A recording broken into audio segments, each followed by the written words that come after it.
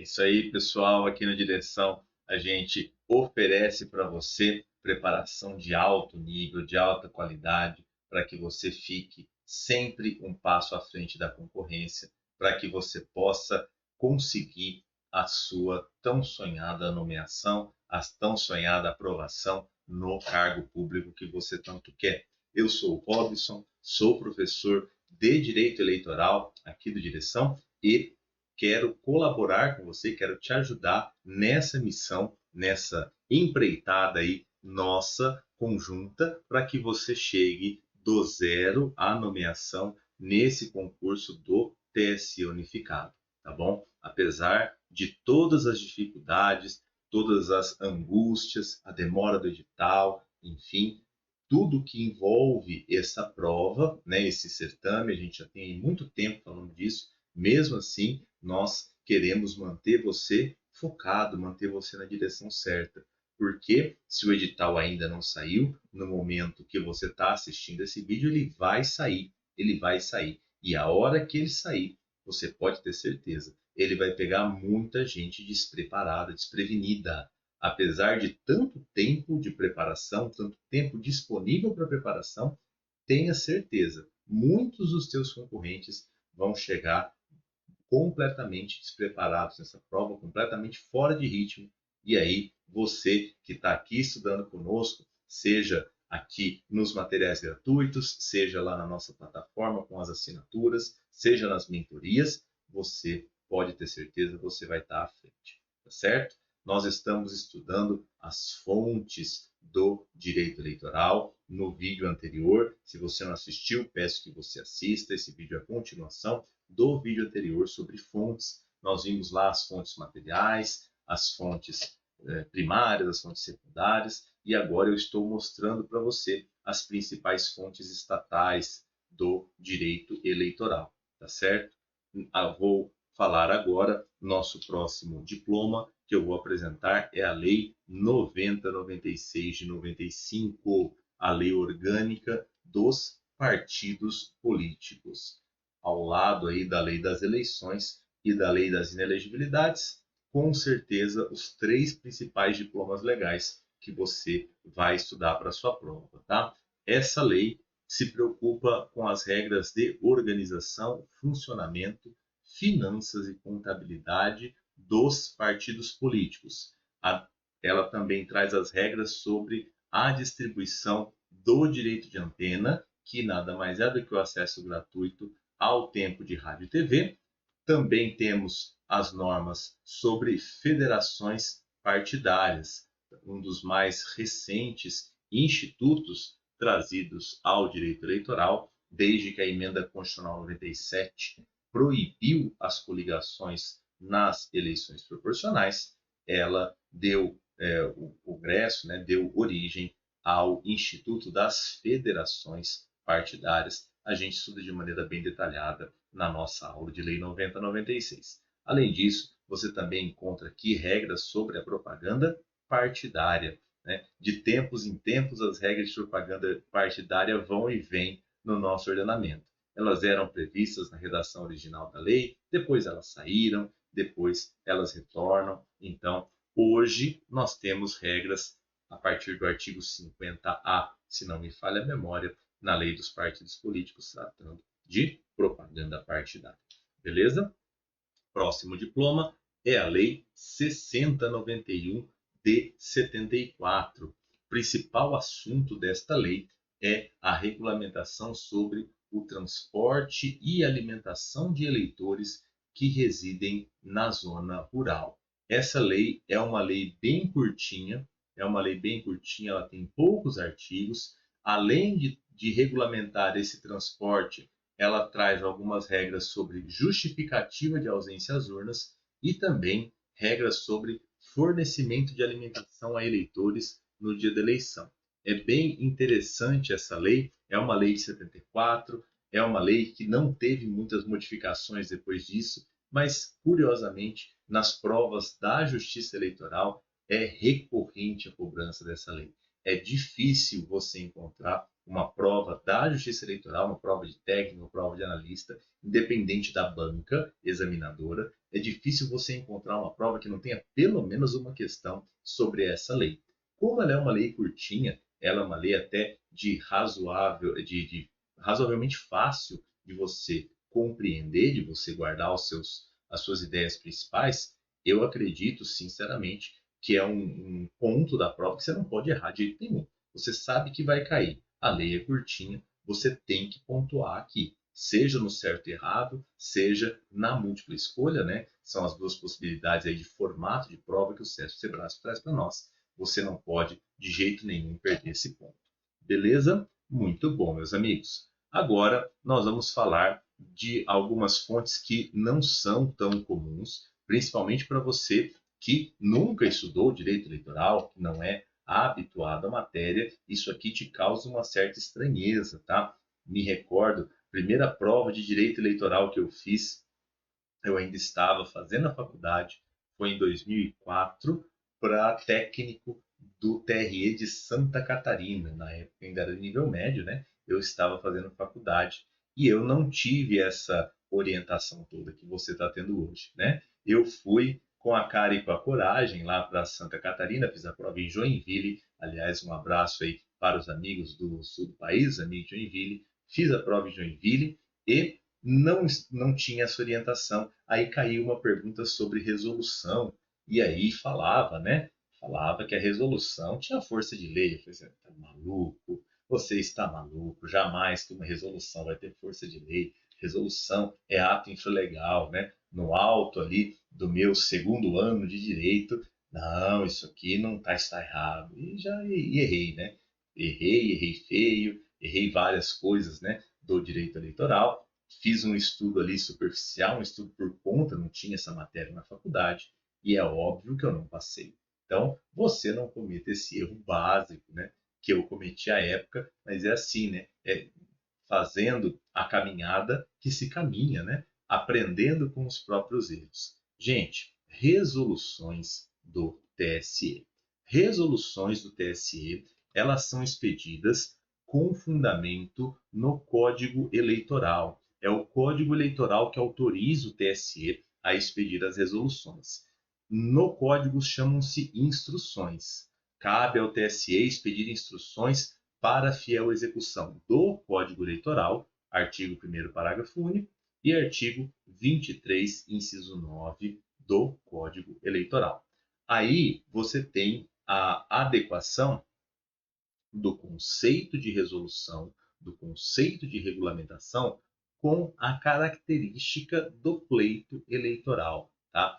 A eleição, se você pensar em eleição como um todo, ela é um procedimento, ela é um período que não combina com o rito do processo legislativo. Coisas acontecem na eleição, e aí está a eleição de 2022 para não deixar a gente mentir, coisas acontecem na eleição, no período de eleição, que precisam ser regulamentadas de imediato. Se você tiver que propor um projeto de lei, esperar, não vai dar certo. Não vai dar certo.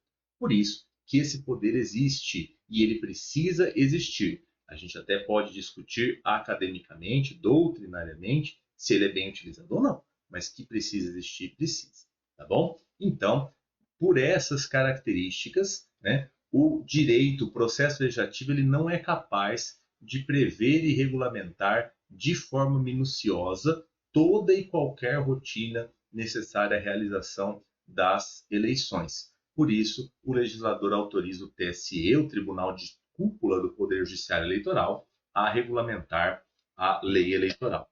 Essa competência regulamentar, segundo a jurisprudência do TSE, ela é exclusiva do TSE, tá bom? As resoluções que são elaboradas pelo TSE em cumprimento dessa determinação, elas têm força normativa, têm força de lei, e, como regra, elas não podem inovar no ordenamento jurídico. Mas, em algumas situações concretas que justificam a necessidade, a inovação existe sim, e depois você acaba submetendo essas resoluções, seja a controle de legalidade e, excepcionalmente, controle de constitucionalidade perante o STF. Só quero destacar para você uma reforma recente, agora de 2021, que inseriu no Código Eleitoral uma limitação específica ao poder regulamentar do TSE. O TSE não pode tratar via resolução de matéria relativa à organização dos partidos políticos. É a regra do artigo 23A do Código Eleitoral. Se é norma recente, é claro que o teu examinador pode cobrar, tá bom? Essa é a tarefa, essa é a função regulamentar da Justiça Eleitoral, exercida pelo TSE via resolução. Só para amarrar aqui, talvez você esteja pensando que você já viu aí resoluções de TRE, tá? É um ato normativo que o TRE consegue expedir, ele tem atribuição para expedir, mas a resolução do TRE não tem tem o mesmo nome, mas não a mesma característica de regulamentar o pleito eleitoral, como tem a resolução do TSE, tá bom? A outra fonte interessante, a outra fonte particular, peculiar do direito eleitoral é a consulta ao TSE. Você aprendeu lá na sua faculdade, se você é formado em Direito, se você não fez a faculdade de Direito, mas você já estuda há algum tempo para concurso, eu tenho certeza que você já ouviu falar que o juiz não é órgão consultivo. O Poder Judiciário não está lá para responder dúvidas, ele está lá para aplicar o direito ao caso concreto. Se você tem dúvida, você vai perguntar para outra pessoa, não para o juiz, não para a juíza, não para o Poder Judiciário. O Poder Judiciário julga, ele decide. Você apresenta uma demanda para ele e ele vai dar uma decisão com força definitiva em algum momento.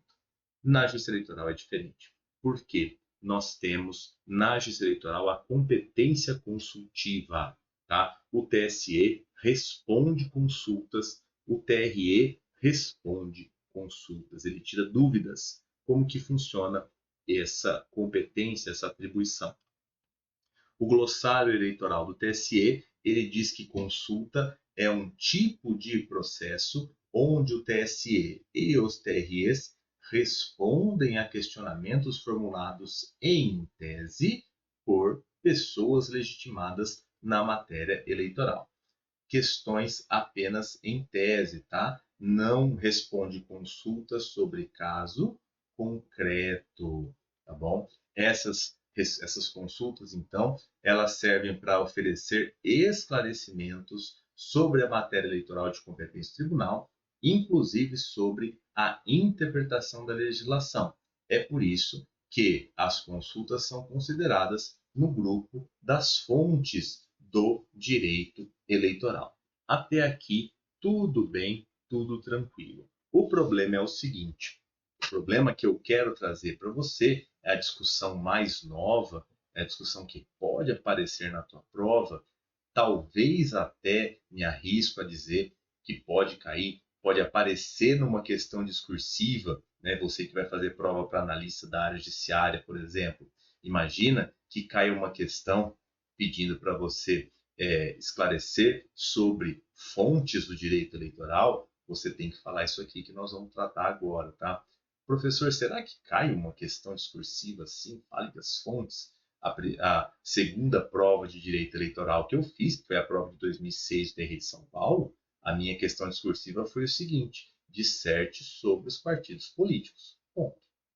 Só isso. Disserte, esse era o enunciado da questão. 30 linhas sobre partidos políticos. Pode acontecer? Tudo é possível, tá? E aí eu quero mostrar essa discussão para você. A resposta da consulta. Quando chega lá a consulta no TSE, o TSE analisa preliminarmente se a pessoa, a entidade que está consultando, se ela é legítima ou não, e aí ela passa para a análise do mérito da consulta, se o questionador ele é legítimo, e aí o TSE vai analisar como vai responder. Essa resposta que o TSE dá, é uma resposta que tem caráter vinculante numa eventual decisão do próprio TSE? Em outras palavras, vamos imaginar, vai lá o partido político, ele tem legitimidade, e ele fala assim, TSE, se numa situação abstrata houver um problema de data das filiações partidárias, se houver uma hipótese de duplicidade de filiação e nesse caso acontecer a alteração da filiação posteriormente. Em tese, essa pessoa está apta a concorrer, ela preenche o requisito da filiação partidária, não dá o nome de ninguém, não dá a data, só coloca aí de forma bem genérica. Aí o TSE vai lá e responde, olha, nesse caso aqui não, por exemplo, né, no hipotético, não tem direito, não vai preencher o requisito. Ótimo. Quando o caso concreto chegar para ser julgado, o TSE tem que seguir o entendimento que ele disse na consulta, por isso que a gente fala, né? A resposta à consulta tem ou não tem caráter vinculante? Ao longo do tempo, gente, ao longo do tempo, tanto a doutrina quanto a jurisprudência de direito eleitoral sempre entenderam que essa resposta ela não possuía caráter vinculante. Ou seja, se apresenta-se a questão em tese, o TSE responde A, por exemplo. A. Chega um caso concreto muito parecido com a situação descrita na consulta, o TSE podia decidir B sem discussão nenhuma. Tá? Mesmo que não tivessem caráter vinculante, havia o entendimento de que essas decisões, as decisões de consulta, elas tinham aptidão para servir de fundamento para a tomada das decisões, tanto judiciais quanto administrativas. Isso vinha muito bem, isso sempre veio muito sereno na jurisprudência, na doutrina, até que um belo dia, lá em 2018, nós tivemos uma alteração neste diploma aqui, na Lei de Introdução às Normas do Direito Brasileiro, a antiga Lei de Introdução ao Código Civil. A Lei 13.655 de 2018, ela mexeu na redação do artigo 30 da Lei de Introdução às Normas e ela disse o seguinte: toda vez que um órgão do judiciário responde uma consulta, em razão da segurança jurídica, essa resposta vincula. Essa resposta tem caráter vinculante, tá bom? E aí, a primeira vez que o TSE se debruçou sobre isso, ele falou, que ele citou este ponto do artigo 30 da Lei de Introdução às Normas, foi em 2019. Ele menciona essa discussão, se você pegar o voto do ministro relator, ele até menciona, mas ela é uma questão secundária ali e acaba não sendo suficientemente debatida, tá? No voto, se você depois tiver curiosidade, procurar lá no site do TSE, você vai ver isso. O ministro até menciona, então tem essa questão aqui do artigo 30, se é vinculante ou se não é, mas acaba que a discussão toma outro rumo e não tem posicionamento definitivo. Então, hoje, eu acredito que o CESP não te pergunta num item certo ou errado, ou como uma das alternativas da múltipla escolha, se a resposta da consulta tem ou não tem caráter vinculante. Porque não tem uma posição firme do STF ou do próprio TSE nesse sentido. Agora, se cai na questão aberta, e você consegue lembrar e consegue colocar isso aqui, olha, tem essa discussão, sempre se entendeu que não tinha caráter vinculante, mas podia servir de fundamento. Só que tem, você não precisa nem citar o número da lei. Claro, você não vai fazer isso se você não tem a lei à disposição. Mas em recente alteração à lei de introdução às normas do direito brasileiro, o efeito vinculante foi atribuído às consultas, então existe discussão jurisprudencial, aí a sua prova, a sua redação chama a atenção do teu examinador e aí ele vai com certeza olhar com outros olhos, vai dar uma nota bacana na sua prova discursiva.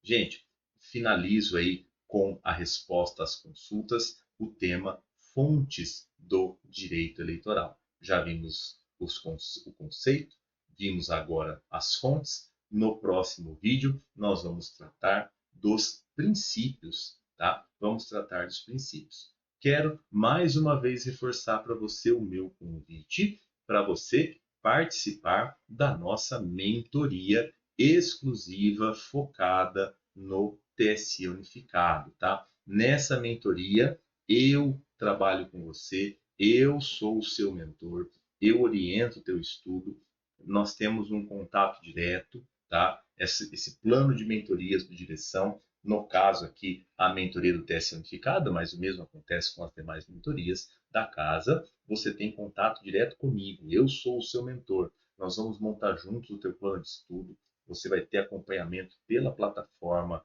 tudo online, você vai ter na plataforma você já tem a vinculação do ciclo de estudos, quando você tem que estudar conceitos, fontes e princípios, você clica lá, automaticamente a plataforma te leva para a página dentro do curso de direção, onde está a videoaula, onde está o material PDF, tudo bem intuitivo. Na plataforma você tem as ferramentas para mensurar o teu desempenho. Eu, como teu mentor, consigo acompanhar se você está cumprindo as tuas metas, se você está tendo aproveitamento nas questões. Você consegue ver o que você já estudou e o que falta você estudar até o final do material. E aqui a nossa mentoria do TSE Unificado, não são todas as mentorias da casa que são assim, mas a nossa mentoria do TSE Unificado até a data da prova. Até a data da prova você tem esse acompanhamento conosco. Não só o acompanhamento nas disciplinas da prova, você também tem um acompanhamento com a psicóloga, com a nutricionista, com o educador físico, enfim, é uma preparação, uma ferramenta que auxilia muito a tua preparação. Cabe a mim, enquanto seu mentor, acompanhar esse teu desempenho, né? Às vezes até fazer o papel de chato, né? E aí, por que você não está estudando? O que aconteceu? Por que você não cumpriu a meta de ontem? Enfim, né? É muito importante, é muito válido em diversos aspectos da sua preparação. Tem aqui embaixo a descrição, o acesso aí às mentorias, você fala lá com o nosso atendimento aos alunos, para você ver as condições muito bacanas que o Direção está proporcionando aqui na mentoria e o resultado, certamente, você não vai se arrepender de ter feito esse investimento. Tá certo? Espero que você tenha gostado destas nossas reflexões sobre as fontes. No próximo vídeo eu te espero, por isso não esqueça de deixar ativas aí as notificações, fazer a inscrição no canal. Se você ainda não fez, te espero para a gente falar de princípios do direito eleitoral. Perfeito? Um grande abraço, até o próximo vídeo.